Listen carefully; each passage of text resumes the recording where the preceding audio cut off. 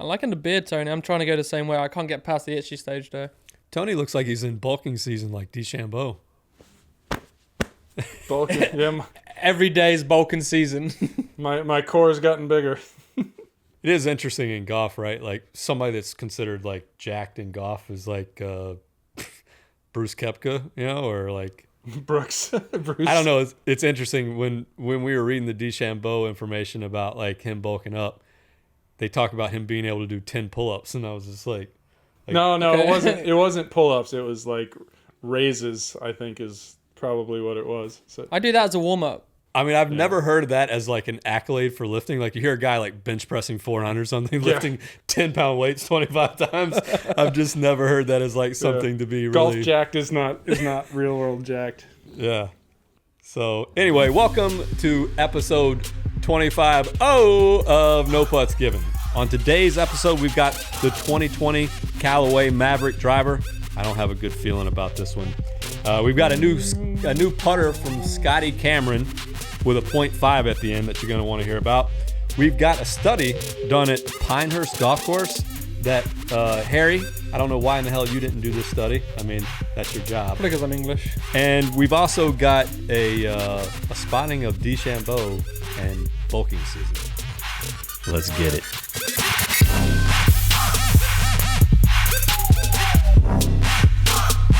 No Putts Given is powered by mygolfspy, the most extensive reviews in golf. Before you buy, mygolfspy. 9 million readers do it every year. Check us out.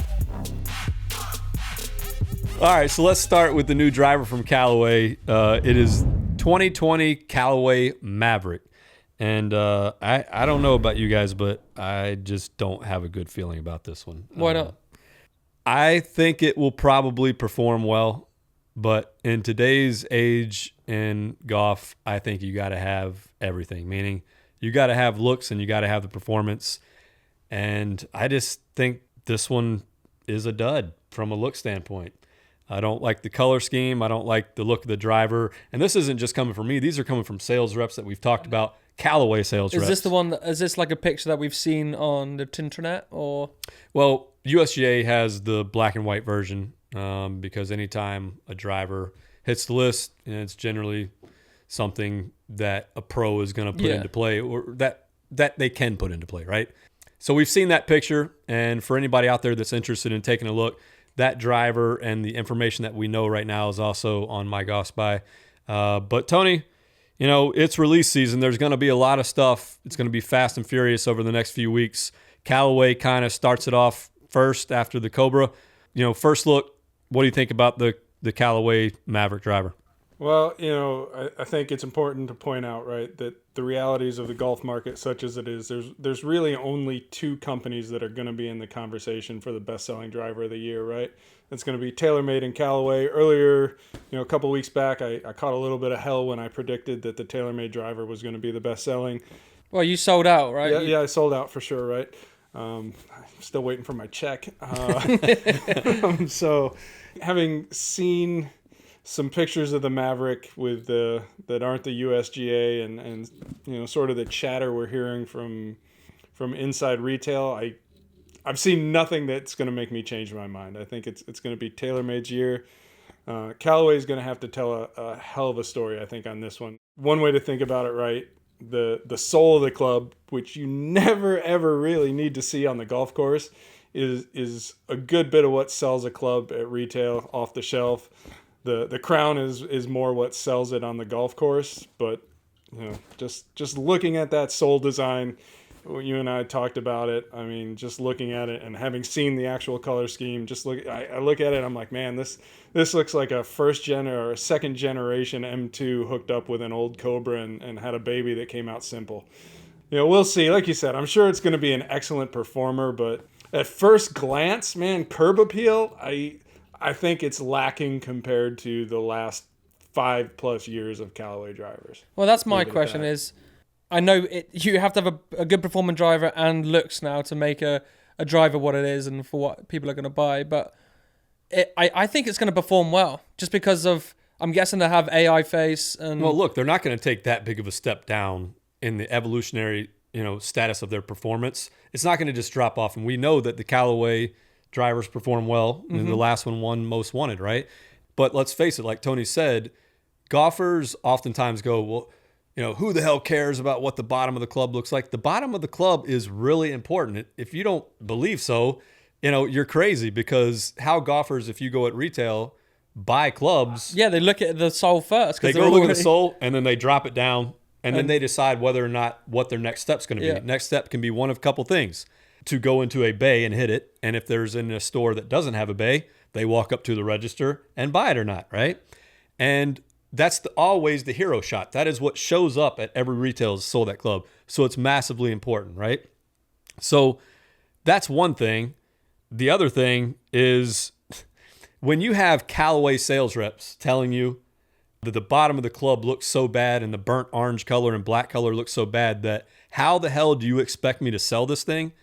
That's the first I've heard from any Callaway sales rep in the last X amount of years that they don't even really stand behind the product. When Nike came out with the red driver, and that was a huge risk for them. And what happened to that business? Well, I mean, you're talking crown color versus sole color, right? And we've seen this for years in our testing, right? When we try and reconcile the subjective feedback we get from our testers when they tell us what they think about what a club looks like, what it feels like, versus how it performs in their hands. There's almost no correlation, right? The sort of the idea that I have to like the way it looks to feel confident and get good performance out of it doesn't really hold up when we look at the data.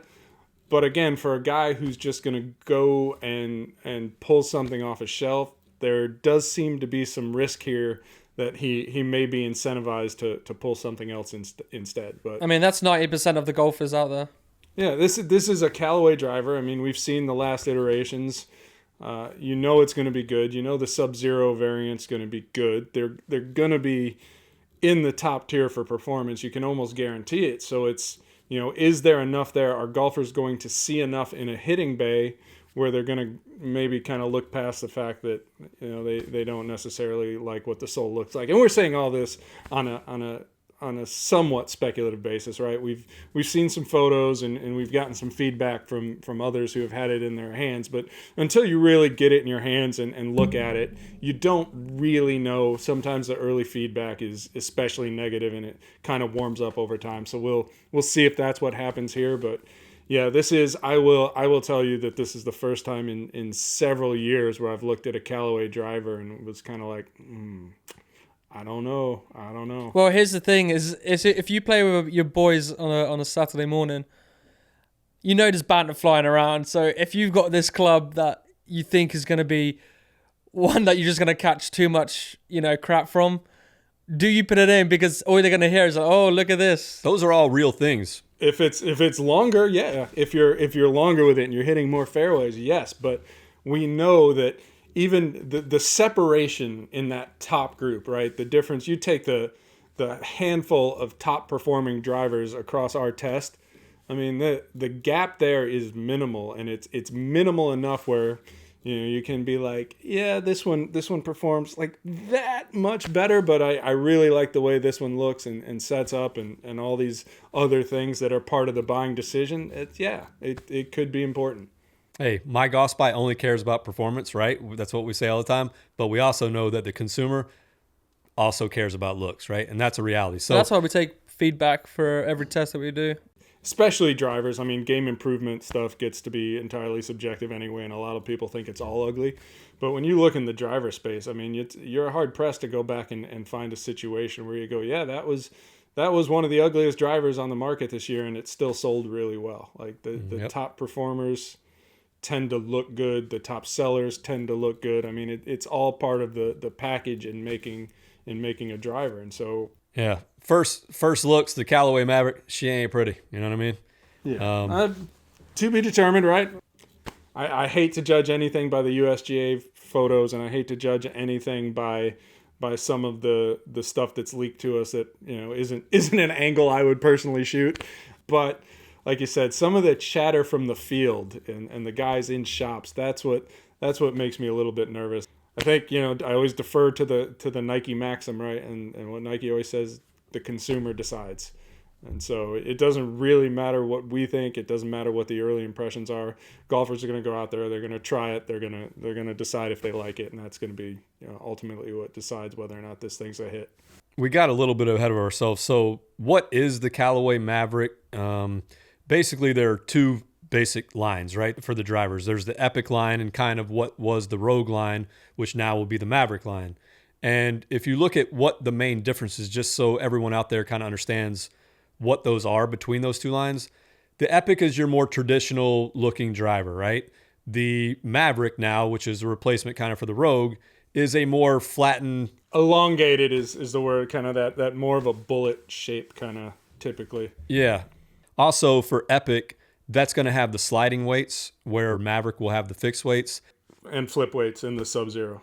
Yeah. And the other thing is kind of was price differentiation, right? But now Callaway kind of thinks they're a premium brand, right? And premium for Callaway now for drivers equals $500. Well, at least we are hearing, so I'm hearing that MAVRIK is going to be priced lower than Epic Flash was. I don't know how much lower. I would be surprised if it's lower than $5, but I don't know. We'll see. But yeah, premium, they're not going to go $399, I don't think. No. So why would you buy a MAVRIK over an Epic if they're fairly similarly priced? Well, I go for the one that gives me the best performance and what I'm looking for, right? Optimized launch conditions. And really, it could be a case of knowing how you like to tinker, right? Are you a guy that needs to move weight from the heel to toe? Are you looking to tweak draw fade bias? Or are you looking to ultra trajectory, high low, that sort of thing? So that could be a point of differentiation, right? How the weights work and which provides the most benefit for you. So things like that, there's going to be almost certainly an MOI difference. I would suspect, just based on the shaping, that the MAVRIK is going to be more forgiving than the Epic Flash was in the standard model. So things like that. But ultimately, it really comes down to performance. And certainly, this is going to be a case where I don't think Callaway is going to tell you that the MAVRIK is better than the Epic Flash. I think the position is, look, this is an alternative. It's yes, it's newer, but like anything else, it's fitting. You think they're going to send one to Tom Cruise for the new movie? They should, right? That's if Harry Arnett was still there, I can guarantee. That's Tom right. Cruise Yeah, Tom Cruise would be rocking this thing right now, be waving around at the next Scientology meeting or something. It's the same length as him though, isn't it? So, so yes. 45-inch might be a little bit long. He'll get the kid size. All right. Well, up next is the new putter from Scotty Cameron called the Phantom X 12.5. So, where does Scotty Cameron rate in putter sales, Tony? Number one, at least in dollar share. Dollar share for sure.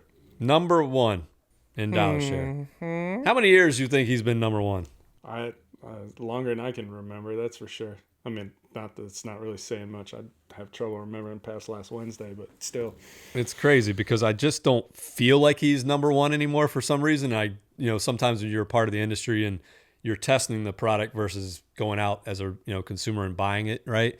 You just kind of lose touch with a little bit of that maybe, but a little bit of the magic that comes with Scotty Cameron, I would say. Well, yeah. I mean, our ecosystem for putters is a lot bigger than the typical sort of golfer, right? We see almost everything. I mean, I don't want to say hundreds, but certainly tens of brands a year, whereas if you walk into a typical golf shop, right, you're going to have Scotty Cameron, you're going to have Odyssey, and a small handful, Ping for sure, but and a handful of other brands. But so within that space, when there's somewhere between 5 and 10 brands on a typical retail shelf, I mean, Cameron still stands out. Well, so why do they stand out? Is it because of the name? Because they haven't got any tech in the face at all, from what I know of, and well, they've never really performed that. Sometimes they perform well in tests, but overall they performed average from a performance standpoint over all the years of our putter testing. But once again, we're all about performance, and we know golfers are about generally name, looks, and feel. Every time all the testers come in and do the test, the blade or mallet, like, oh, look at that Scotty Cameron. I was like, yeah, but look at this one. This one does better than this one. After testing, look at it. It's curb. I mean, there's it's that curb appeal argument, right? How does that look on the retail on a retail shelf? And Cameron makes a very good looking putter. Yeah. They still get a ton of use on tour, right? In any given week. I mean, recently it has been more Odyssey in play than Cameron, but still right up there. And obviously, Tiger is playing a Cameron. As much as I don't think that tour use moves the needle from a retail sales perspective by any significant way, I think if there's an exception to that rule, it's definitely in the putter category. I'll never forget when I was in retail and Tiger was, on his charge, way out, right? yeah. I mean, people called every day, man. Give me that Scotty Cameron. That's all they wanted. Because was it back then? Was it actually a Scotty Cameron when he was winning that, or was it? I can't remember if that was the one that everyone wanted. Oh yeah, legendary. Yeah. He had a Ping Man grip, but he had a Scotty putter. That was the one. That was it. That's right. Yeah. Even he's always had that ping grip. When he yeah. played So that's why I was Nike. like, isn't it a ping? And then you look down and it's like Scotty. Well, it's a hybrid. It's one of the two. Yeah, he had a Ping Man grip with the blacked out Ping Man, I think. And that's the one with the dots in the back, right? Yeah. We got one at the shop. Yep, we do. It's pretty sweet. We do. So, like Tony said, a lot of curb appeal. We've kind of jaded to that a little bit now. Like, we're not really like a tester that comes in and says, "Oh my God, Scotty Cameron." We care about performance, obviously, but we know. Look, Scotty Cameron. People love these putters, and for everybody out there that wants to know, kind of, there's a Phantom 12 and there's a 12.5. So, what is the main difference? Basically, only two things. The alignment aid goes from yellow to black. Huge improvement for sure. It's just I think it's just, again, I think going black instead of yellow just boosts that sort of retail curb appeal a bit. Yeah, so. Black's a little more appealing right now. So black alignment aid, and then also increased toe hang to fit a stronger arc. So, and that's typical of the 0.5 from everything that we know from Scotty Cameron. It's kind of that Scotty's entry in that kind of that spider shape category, right? I think at this point you can probably call it the evolution of the Futura a little bit as well, but it is in that sort of high MOI winged mallet kind of thing. So, yep. If you like the idea of a spider and you like Scotty Cameron, there you go. That's really what it comes down to, right? Like if you're a spider person or whatever, you go with whichever brand you like. So each brand needs to have a spider, right? Credit to TaylorMade too, right? I mean, you think about across all lineups, right? You have shapes that are ubiquitous, that like everybody has an answer, right? And everybody kind of has that, whatever you want to call it, that little half moon mid mallet shape, right? Everybody's got that, and now we're seeing that spider has now become one of those shapes that is just now central to the putter universe, and everybody has something like it in their lineup. So that's, as much as people talk about copying this and that, the fact that you have been copied to a degree that everybody feels like it needs one in the lineup, man, that's a testament to the design, I think. Yeah, I'll never forget like having a conversation with Garen when Even Roll first came out, and the grooves obviously were in each putter. And I said, what's the deal behind each different model and designs? He goes, look, at the end of the day, I could design something really cool and badass, but I am designing the heads to look like what people like to look down at, and then I'm putting the same face tech in all of them, right? Because the tech works in all of them, but people are comfortable seeing 5, 6, 7 different designs as putters. Yeah. Yeah. You got the wing type, you got the spider type, you got the answer style, you got the fatter answer. There's 5 to 7 different designs that people are kind of confident and comfortable going, yeah, I've seen that. I've seen it a lot. Okay, I'm comfortable and trust that. Conversely, when I have a really strong arc, so I'm as much toe hang as you can give me. I've played, Ping Zing and ZB1 for the last several years. And so you're a blade you're a blade person? Oh yeah. And so when I talk to Garen, I'm like, hey man, when are you going to make one of these shapes? And his response is, I'll sell 5 of them. Have you ever tried a mallet with a lot of toe hang, or is it's tough to even get that? Yeah, it fights me every step of the way. Yeah. Yeah. Doesn't work for me. Yeah, I mean, as a golfer, you don't want to do things that make it more difficult for you. Oh, for sure. And fight your own stroke, right? So anyway, the new Phantom 12.5 is going to be $429, and for everybody out there that's going, holy shit, that's expensive. That's relative. It does sound expensive, but guess what? It's a Scotty, and I can guarantee you one thing: it's gonna sell. So that's the price. Available 12/12 U.S. and February 14th worldwide. So for anybody else out there interested, that's the scoop. Now, this is a cool study. Is this the one that I should have done? A spiked versus spikeless study. Harry, what the hell do we pay you for? To splice up the place. I can't say. I'm going to go home. I can't speak. To spruce up the place. All right. Well, it was a very supple study, I can tell you that. And anyway, it was an independent study conducted at Pinehurst Golf Resort. And what it found was really cool. And I guarantee it's probably true. They found that replaceable spikes, not spikeless golf shoes, improved driver distance, ball speed, shot dispersion, and smash factor. So 28 testers, each had 10 shots, 5 with each, which isn't a ton of data, but it's decent enough. And the result, golfers added 4.35 yards to their tee shots. So why is this? We see it every year for testing. Yep, better grip, more consistent foundation, higher consistency of quality strokes, right? So you're able to get back to the position you started at, which means when you come in contact with the ball, more consistently because you are moving, your foundation is moving less, right? And for anybody out there that's going, this is crazy to add 4.35 yards, you're really not adding it. You're just not subtracting it, meaning you're not giving it up. Yeah, exactly. When we do shoe testing, don't get me wrong, we do spikeless and spiked because we know that spikeless is a huge growing category and people want both tested. That being said, we have only found probably, 2? I would say 2 that's up to the same standard as a spike shoe. And what would those be, probably? Inesis for sure, and the Puma Grip Fusion from a year and a half ago. From 2018. Yeah. At the end of the day, spikeless has become a huge category because unlike me, I'll take my spike shoes right into a restaurant and not care and Harry bust my balls. But most people don't want to do that. They want to take their spikeless shoes on and off the course, which totally understandable. And they break in right out of the box more often than not, right? They do.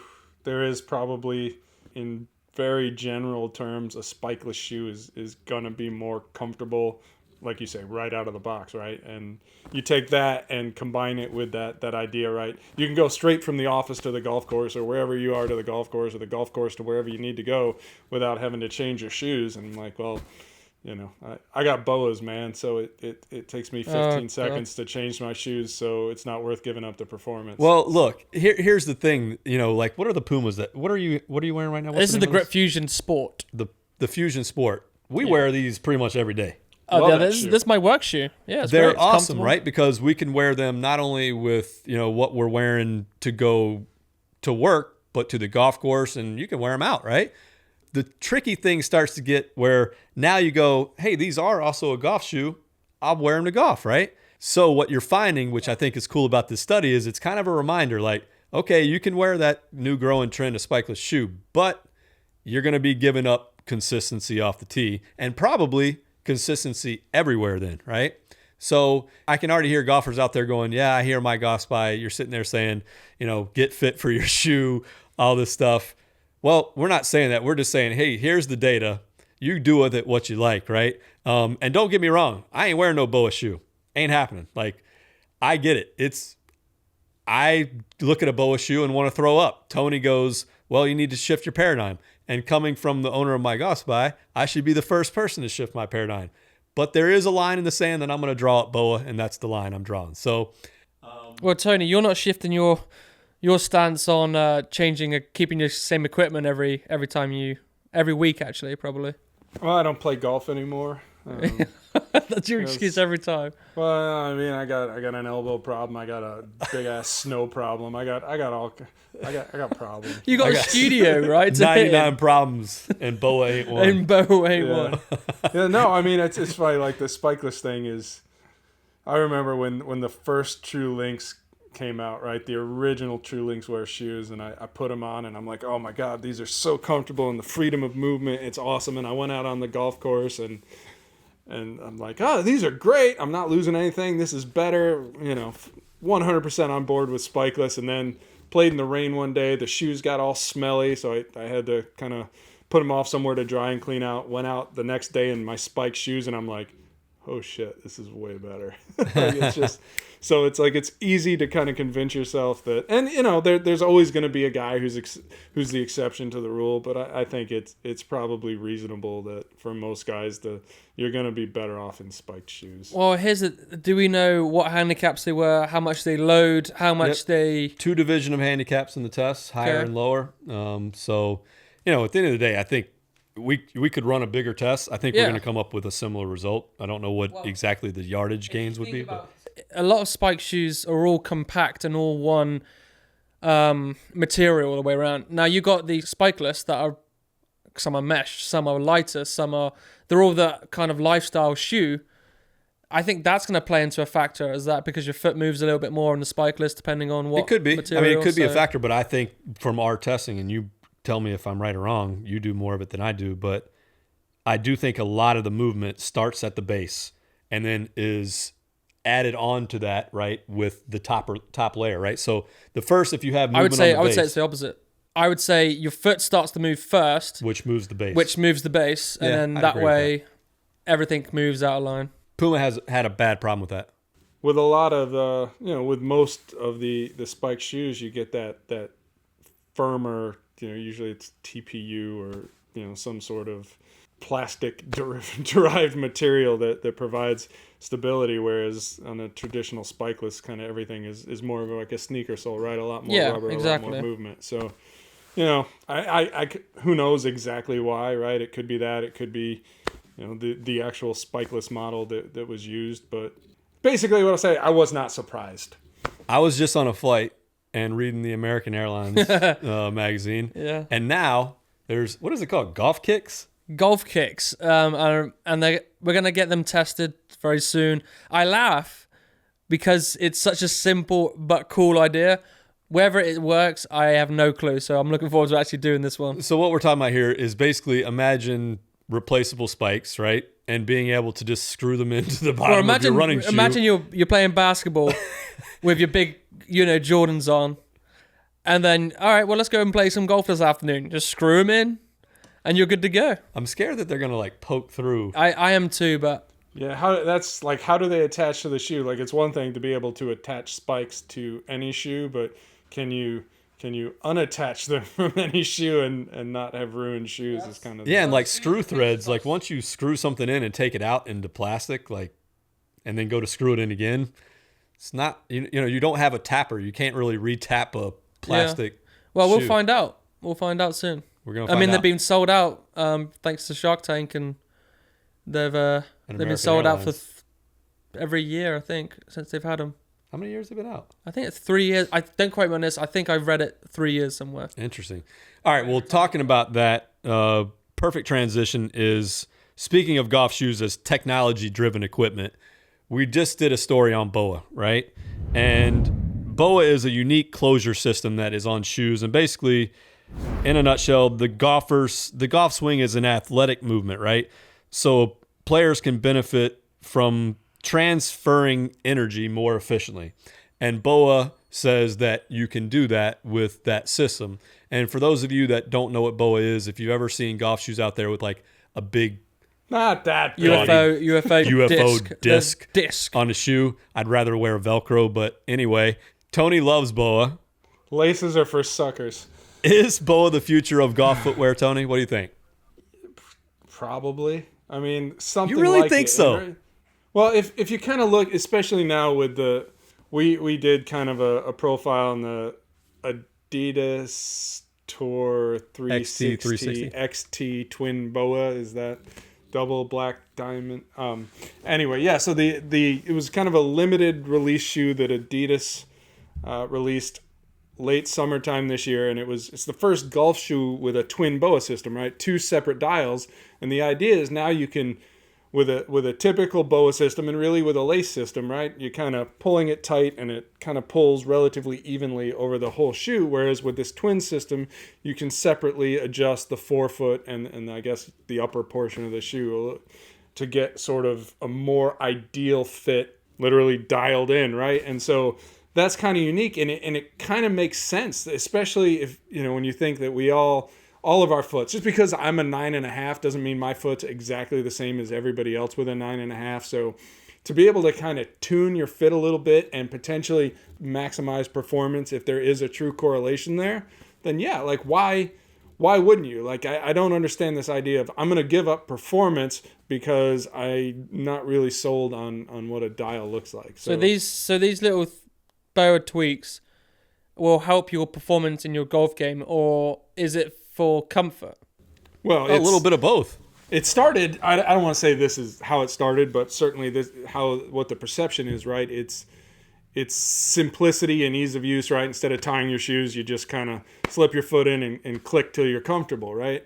But BOA has invested some money in building a lab that has basically a lot of the same equipment you would find in a golf club R&D department, right? So, TrackMan bays to gather ball data and force plates to see how the feet are moving and weight and force is being shifted throughout the swing. So they are looking heavily into whether or not, or basically how to design a better golf shoe to maximize performance during the golf swing. So this is relatively new frontier, and I think, rather than making decisions on footwear based on almost entirely style, it makes sense to kind of look at it from a performance perspective. I would love to eat my words and say it's the next new thing in golf that's going to help your performance. Not new, but well, yeah, you know what I mean. Evolving. That's well. Yeah. Here's the thing: like BOA's not just for golf shoes. BOA is licensed to all different kinds of products. Yeah, I mean they're on ski equipment and all kinds of stuff, right? Just on a golf shoe or shoe in general, anything that's outside the norm, right? Like let's take the three main systems: Velcro, laces, and BOA. Interesting you led with Velcro. I mean, look, at the end of the day, man, if you got kids, Velcro is where it's at. But anyway, you've got three systems, and I'll tell you every day, if it just came down to functionality, not for performance for golf, just in regular day life, I'm going Velcro every day, man, because that's quick and easy. But people look at you if you walk around with Velcro shoes and do what Tony's doing right now and laugh at your ass. I'm doing the same thing when I see Tony walk up on the first tee and bust out his BOAs. I mean, I'm going, why do you have two discs on your shoe? And I know what they are, and I do, understand the technology behind them, but damn, can you put them in something that doesn't look like a damn UFO on the top of your shoe, and now two UFOs on your shoe? What happens when you if the actual string or whatever material it is breaks? I mean, what happens if your lace breaks? Lifetime guarantee. Oh, you get to repair it. Yeah, but you go out. Yeah, but you go out and buy it straight there. You probably have to send this back. Go and you're waiting a couple of weeks. You can order it. You can send it back. I mean, how often is your BOA breaking? I don't know. I know it has happened. It's never happened to me. Yeah, but you got no golf shoes for 2 weeks. Well, luckily for Tony, he lives in Bump, New York, where it's cold. I don't need golf shoes for the next 2 weeks, or the 2 weeks after that, or the 6 weeks after that. Matt, you're gonna have to put a big duck on my mouth for that, because I got told that we say too many bad words on No Putts Given. Dad reached out to me and said, "Man, I love your show, but man, I was sitting in the car with my kid and Tony dropped the MFer." Yeah. It's because Harry likes bad sandwiches. I mean, that's not on me. That's Harry's fault. I did reply back and said, it is called No Putts Given for a reason. So fair warning, earmuffs. Yeah. Obviously, I'm just kind of playing devil's advocate with you. The BOA system, I think, is ugly. I do think it probably performs better than laces. But, quick analogy, you'd rather run in track shoes in a 100-meter dash, right, than flip-flops. I mean, it is a more secure device for an athletic movement. But, the ugly versus performance thing is always something that's tough no matter what category you're in. And it's kind of like back to the 2020 Callaway MAVRIK, right? It might be a great performer, but she ugly, man. I'm sorry. Your faces that you just pulled is just priceless. What? You ain't right. She ugly. She ugly. All right, so next up on No Putts Given, we're just going to give everybody a little bit of insight onto some of the things that have arrived into the mygolfspy test facility over the last 7 to 10 days. We're going to do a better job this year of kind of videoing things when they come in on Instagram. and some of the other social media outlets. So if you're not following us on Instagram, make sure you do, because a lot of stuff comes in that the average golfer doesn't get to touch, feel, and see. And we want to show you some of these things to see if they might be of interest to you. And there's some pretty cool stuff. So, Harry, what's come through the door in the last week or so? A lot of most wanted stuff for 2020. So you got Titleist, Strixon, Zexio, everybody but TaylorMade, Cleveland, Wilson. We have a lot of companies that have submitted. Unfortunately, we can't say anything about it because of embargo dates. Links are in this year. Every major brand is in, except for TaylorMade so far. Still waiting. I am optimistic. I remain eternally optimistic that TaylorMade will join us this year. Well, they have till Friday, so. But another cool device just came in today that you posted on Instagram. What was that? It's called the XPUT. EXPUTT. Yes, sir. I don't know what to think of it at first, and then it's so easy to roll out. I phoned up Tony, kind of excited after I've used it a couple of times. Positively giddy. So it's a real-time putting simulator, right? And at first when I looked at it, I went, well, that's stupid. Like the mat's like 3.5 feet. And then you guys did a little demo for me today, and I was like, that's pretty cool. Well, the only weird thing is obviously you're not putting to a hole, so depth perception is a little bit off at first, but you get used to it. I mean, you can change the speeds of the greens. You can change the whole diameter. You can change if it goes right to left, left to right, downhill, uphill, all that kind of. And on the screen or TV, it has a camera system that basically sits above the putting mat that reads the putting mat. It automatically finds where it is, and then once it recognizes it, it puts a simulator game onto the TV, and then you can practice. You can play. You can see your stroke. You can see the launch angle, the launch direction, the speed of which is coming off the club face. There's a couple more on there which we have to obviously test it in more depth against the GC Quad to see how accurate it can be. But for $360, this could potentially grow the game ish. $360, I think that's a stretch, but. Think about it. It's essentially right. It's the equivalent of kind of like that Mevo Rapsodo launch monitor space for a putter. So when you think about what a Quintic costs, or what's the other big one that's the enterprise class one that costs an arm and a leg, right? You're talking about something that's potentially consumer grade that gives you a sizable portion of what you get from the super high end enterprise gear. And like you said, it's 3 foot mat, so it doesn't take up a ton of space. The visualizations from what I saw are really, really cool. So in that respect, like if it's reasonably accurate to better than reasonably accurate, you might have. Why not? I mean, here's the thing. Matt, our videographer, he's never played golf before he came to mygolfspy. He came on and he sunk like 2 or 3 putts. And he was running around the studio like cowboy kind of style. That's what that is all about. Like you enjoy it, you have fun. Now, if they can change it to the hole diameters from a regular hole to a bigger hole, why can't, Matt said, go back to go to a 3 foot hole, and that way, if people are hitting and making putts. Well, that's what I was gonna say, right? So like. My first thought was, man, this thing could fit literally in front of any living room, family room, right? Or right in front of your TV. And the kids could play this that may have never been able to get onto a golf course and play that much, but get a golf experience. It might propel them to actually go out and play golf. I would agree with that. I mean, and the cool thing is, too, what is the name of the company that produces this? XPUT. So another cool thing is that this company, XPUT, has said that this really cool real-time putting simulator is just an appetizer for a lot of other products that sound really cool that they're going to be coming out with. Yeah, and I've heard a couple of things which potentially could be very, very interesting. So if this really takes off and this is like legit from what I've seen and how accurate it is compared to the GC Quad, I think they could be on a real winner. Yeah, and if they crack the nut that I think they might be able to crack, they're onto something big for golf. Yes, sir. Yeah. So XPUT is a cool thing that came through the door. Anything else that's come through? A lot of stuff under embargoes, which I can't talk about. Okay. But we have taken videos of them. So when that embargo date comes out, we will be popping that on the old social media platforms. All right, and then a bunch of people ask every day, our hats keep selling out.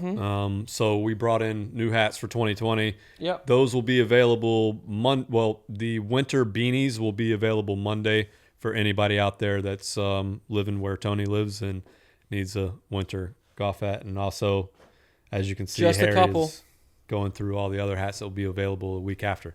So other than that, Tony, any parting words that you want to say? Or Ryder? Ryder has nothing to say at all, as usual. Oh, actually, he didn't bark yet. He didn't bark once this show. That's all right, buddy. Good job. What we need you to do is bulk up a little bit more, Walking season. so you can hit that extra 10, 15 yards in distance.